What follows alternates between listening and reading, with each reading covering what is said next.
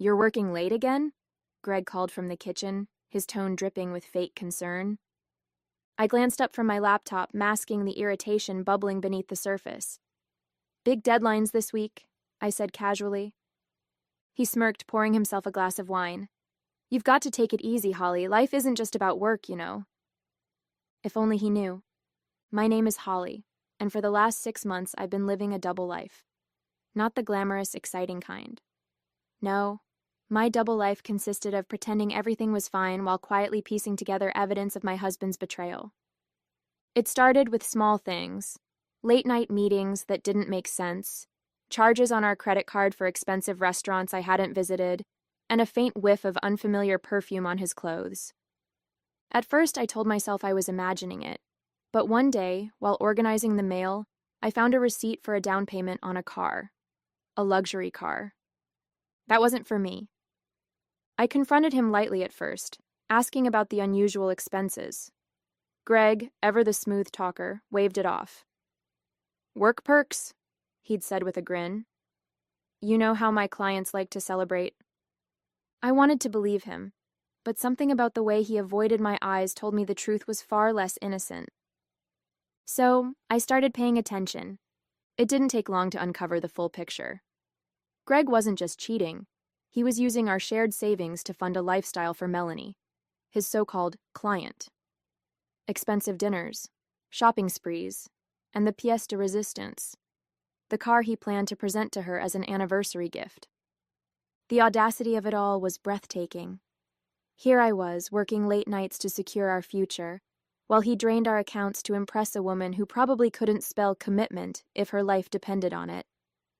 But instead of confronting him, I stayed quiet.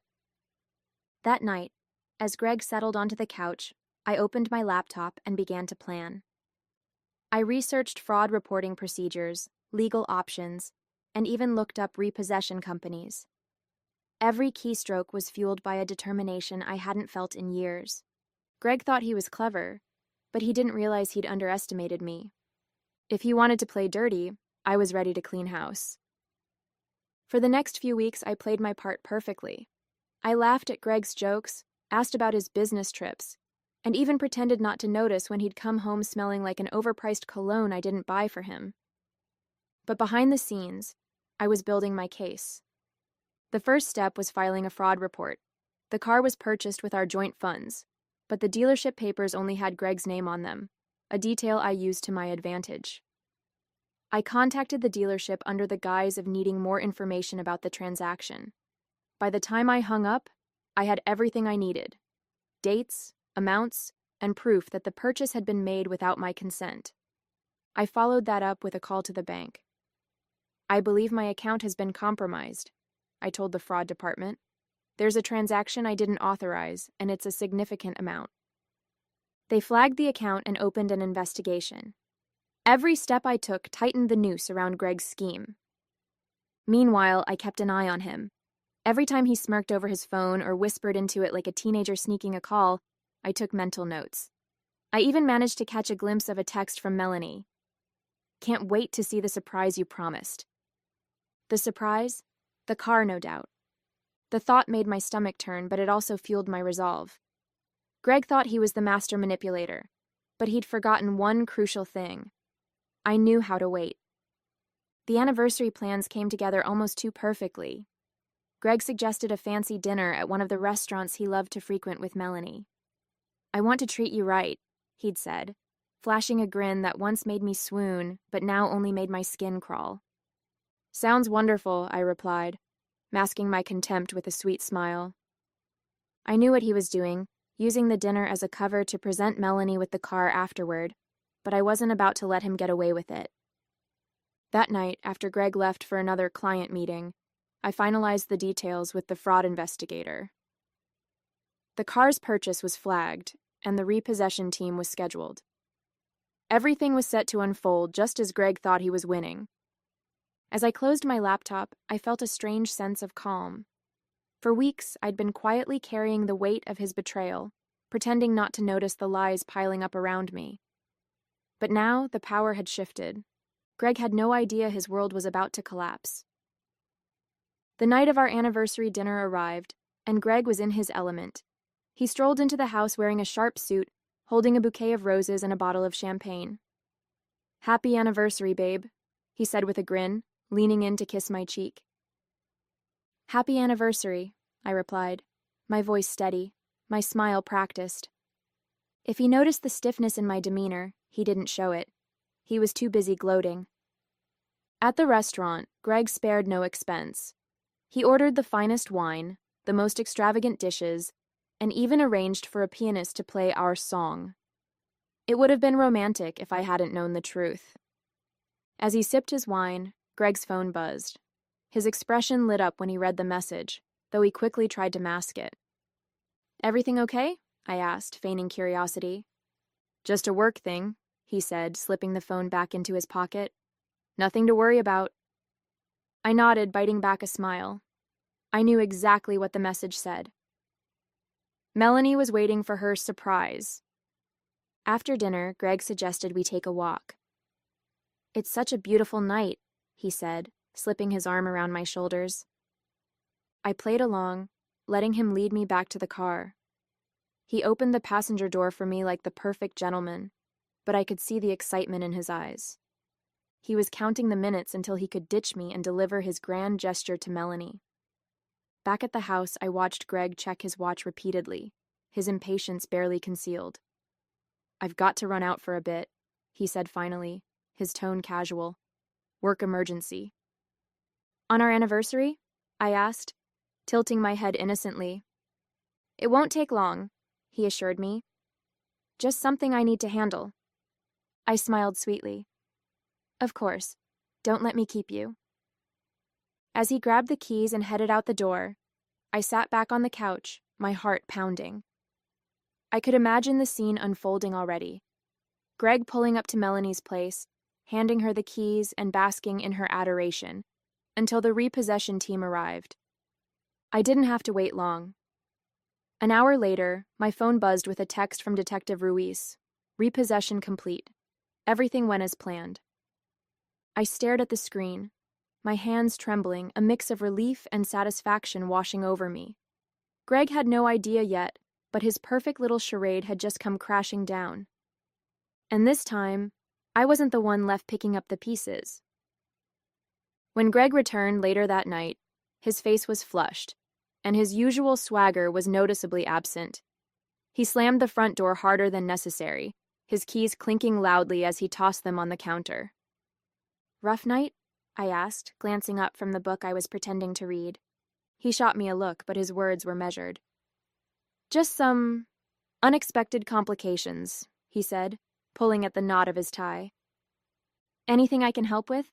I asked, my voice dripping with feigned concern. "No," he snapped, then quickly softened his tone.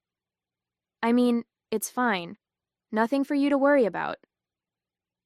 I bit back a smirk and returned to my book, letting the silence stretch between us. Watching Greg squirm was almost too satisfying, but I wasn't done yet. As he disappeared into the bedroom, muttering something about needing to figure things out, I received another text from Detective Ruiz. "Your husband filed a report with the dealership. Claimed the car was taken by mistake. We'll keep you updated." I chuckled softly, imagining Greg's humiliation as he tried to explain the repossession without revealing the fraud. The next morning, I woke to the sound of Greg pacing in the kitchen. He was on the phone, his voice low and tense. "I don't care what it takes," he was saying. "Just fix it. She's furious, and I can't—" He stopped abruptly when he noticed me standing in the doorway. "Morning," I said, pouring myself a cup of coffee. He forced a smile. "Morning. Just handling some work stuff." "Sounds stressful," I said, taking a sip of coffee. "Anything I should know about?" "No," he said quickly, his tone clipped. "Nothing you need to worry about." For the rest of the day, Greg was uncharacteristically quiet. He spent hours on his laptop, muttering under his breath and occasionally slamming the lid shut in frustration. I could tell he was trying to salvage the situation, but there was nothing he could do. The fraud report had triggered a full investigation, and the dealership wasn't about to hand the car back without answers. By the evening, Greg's patience had worn thin. "Do you ever feel like the universe is just out to get you?" he asked suddenly, his tone bitter. "Sometimes," I replied, keeping my expression neutral. "But I think the universe has a way of balancing things out, don't you?" He didn't respond, but the look he gave me lingered a little too long, as if he suspected I knew more than I let on. The cracks in Greg's composure grew more obvious by the day. He was short-tempered, distracted, and constantly on the phone, arguing with someone on the other end. I didn't press him. Instead, I watched and waited, silently enjoying the unraveling of his carefully constructed facade. One evening, I overheard a particularly heated call. Greg was pacing in the living room, his voice low but furious. "I told you I'd fix it," he hissed. "Just give me a little more time. It's not my fault. These things happen." I could guess who he was talking to. Melanie. I leaned against the kitchen counter, pretending to scroll through my phone, though every fiber of my being was focused on his words. "She's overreacting," Greg muttered, clearly trying to calm whoever was on the other end. "You don't need to make this a big deal. I'll sort it out." The call ended abruptly, and Greg threw his phone onto the couch, muttering a string of curses. "Everything okay?" I asked, stepping into the living room with feigned innocence. He looked up, startled, then forced a tight smile. "Yeah, just work stuff." "Must be tough," I said, sitting down across from him. "You've been so stressed lately. Are you sure there's nothing I can do to help?" His jaw tightened, but he shook his head. "No, I've got it under control." That night, I received another update from Detective Ruiz. "The investigation is moving forward. The dealership has corroborated the fraud report. Your husband's activity is under review." I stared at the message, a mix of relief and anticipation coursing through me. The net was closing in, and Greg had no idea. The next morning, Greg's mood hit a new low. He sat at the kitchen table with his head in his hands, barely touching his coffee. "I don't know what's wrong with people these days," he said, his voice tinged with bitterness. "Everyone's out for themselves." I almost choked on my coffee but managed to stifle a laugh. "Really? What happened?" He waved his hand dismissively. "Just some setbacks. Nothing for you to worry about." "Of course," I said sweetly, hiding my smirk behind the rim of my mug. By the end of the week, Greg was visibly unraveling. His confident demeanor was gone, replaced by a man grasping at straws. As he sat in the living room that evening, typing furiously on his laptop, I leaned against the doorway. "You know, Greg," I said casually, "sometimes people get exactly what they deserve." He froze for a moment, his fingers hovering over the keyboard before turning to look at me. "What's that supposed to mean?" I shrugged, my expression calm. "Just something to think about." The breaking point came on a Saturday evening. Greg had been on edge all day, snapping at everything and everyone. By the time he got a call from Melanie, his carefully maintained mask shattered entirely. I was in the kitchen when his phone buzzed. He glanced at the screen, cursed under his breath, and walked outside to take the call. Curious, I followed quietly, staying just out of sight by the open window. "You don't understand," Greg hissed, his voice frantic. "It's not my fault. The dealership's claiming fraud, but I didn't—" He paused, clearly interrupted by a furious tirade on the other end. "I told you I'd fix it," he said, his voice cracking. "Do you think I like this any more than you do? Just give me a little more time, Melanie." Her voice was muffled, but her anger was unmistakable. When he finally hung up, Greg stormed back inside, slamming the door hard enough to rattle the windows. "Everything okay?" I asked innocently, glancing up from my laptop as he stormed past. "Fine," he snapped, disappearing into the bedroom. Moments later, I heard the unmistakable sound of drawers being yanked open and slammed shut. Curious, I peeked into the room and found him frantically rummaging through his closet, throwing clothes and shoes onto the bed. "What are you doing?" I asked, leaning against the doorframe. "Packing," he said shortly. "Packing?" I raised an eyebrow. "Are you going somewhere?"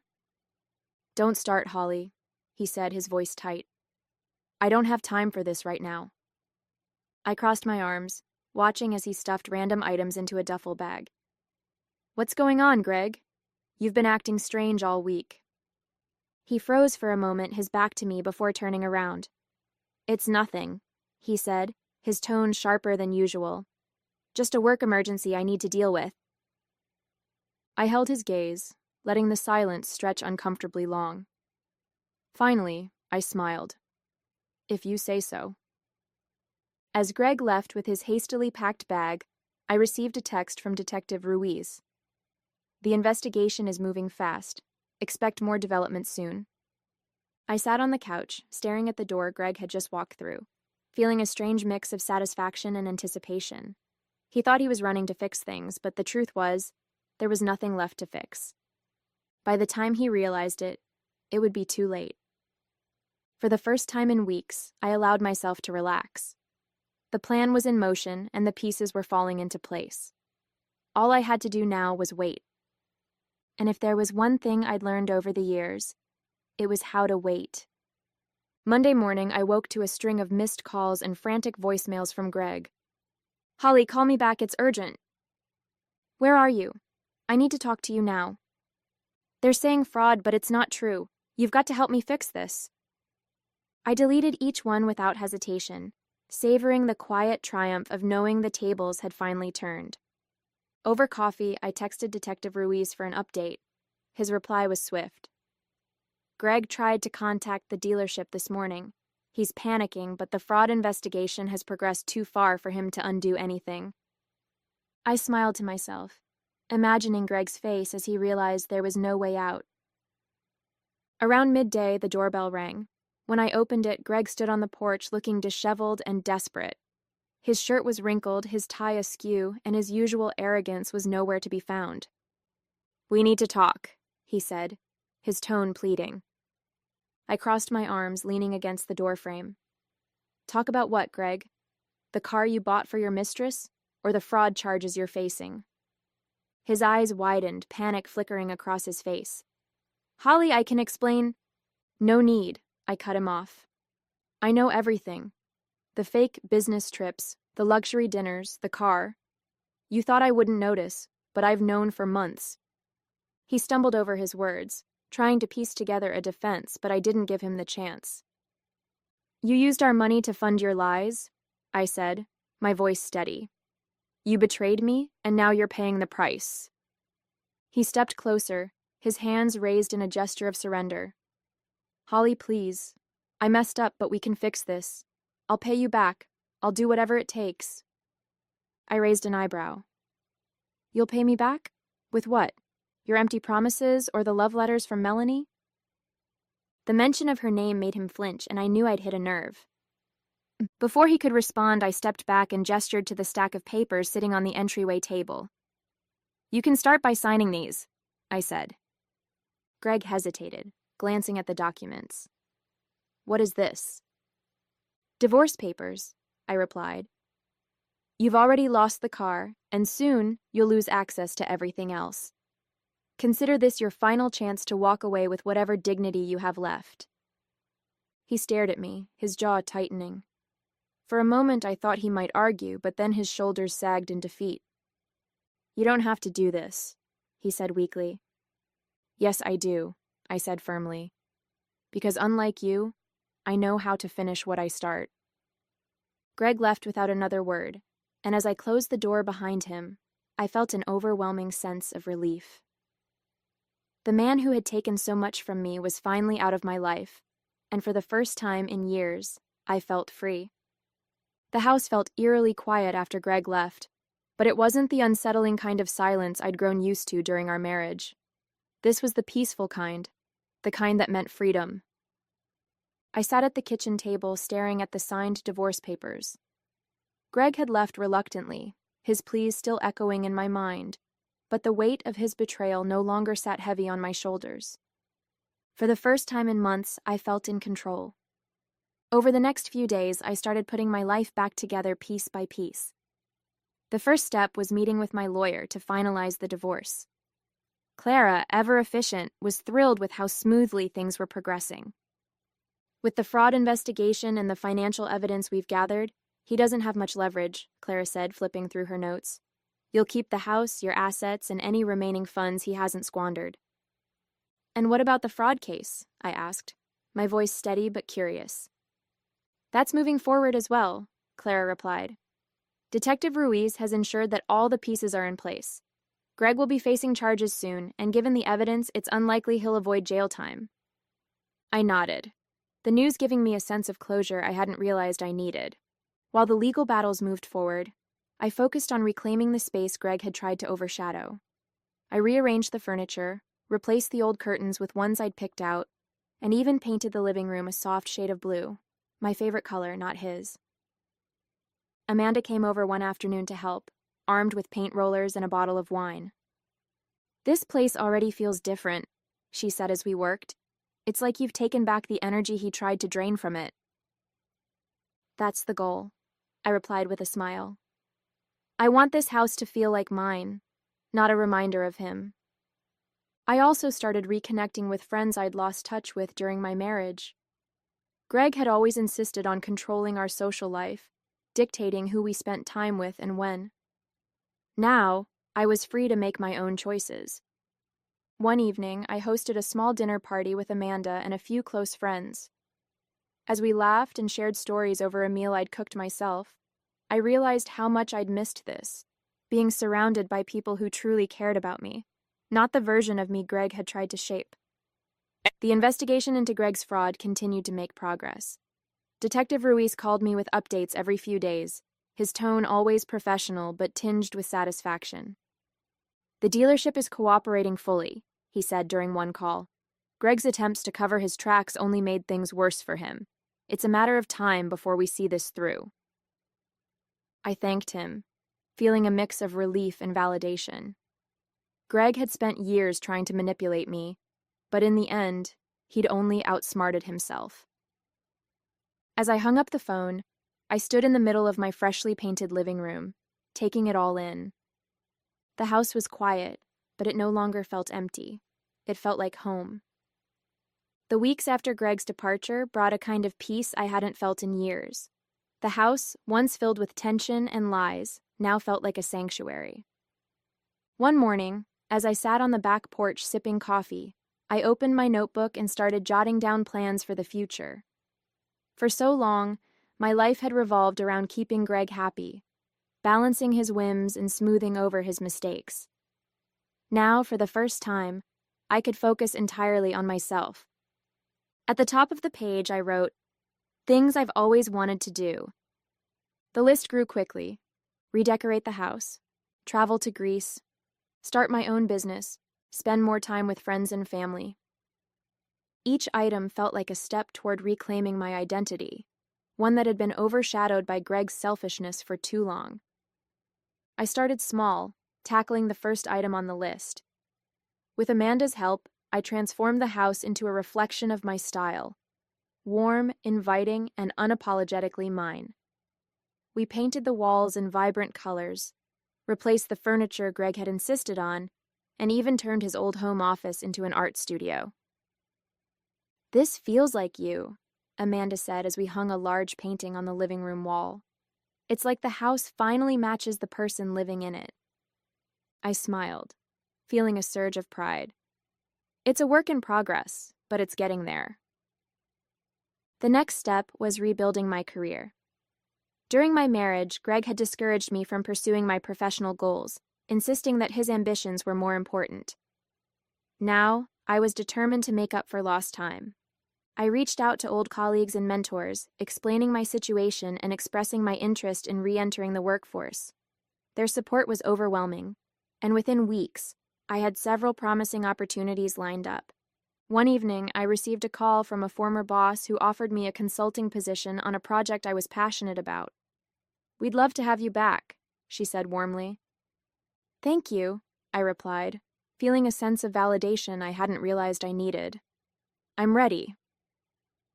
As I settled into my new routine, I began to notice subtle but significant changes in myself. I was more confident, more decisive, and more willing to take risks. The fear and self-doubt that Greg had instilled in me were fading, replaced by a quiet strength I hadn't known I possessed. One evening, as I sat on the couch with a glass of wine, I looked around the house and smiled. This was my life now, messy, imperfect, and entirely my own. A few weeks later, I received a call from Detective Ruiz. "The fraud investigation is officially complete," he said. "Greg has been formally charged and the case will proceed to court in a few months."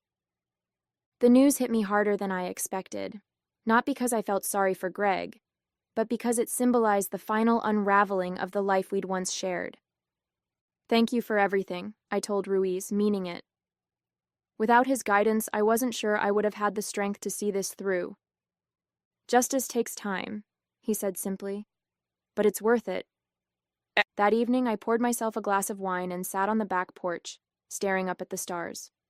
The closure I'd been waiting for was finally within reach, and with it came a strange mix of emotions: relief, satisfaction, and a touch of sadness for the life I'd thought I'd have. Amanda came over the next day, her usual energy filling the house. "You look different," she said, handing me a bag of takeout. "Like a weight's been lifted." "Maybe it has," I replied with a small smile.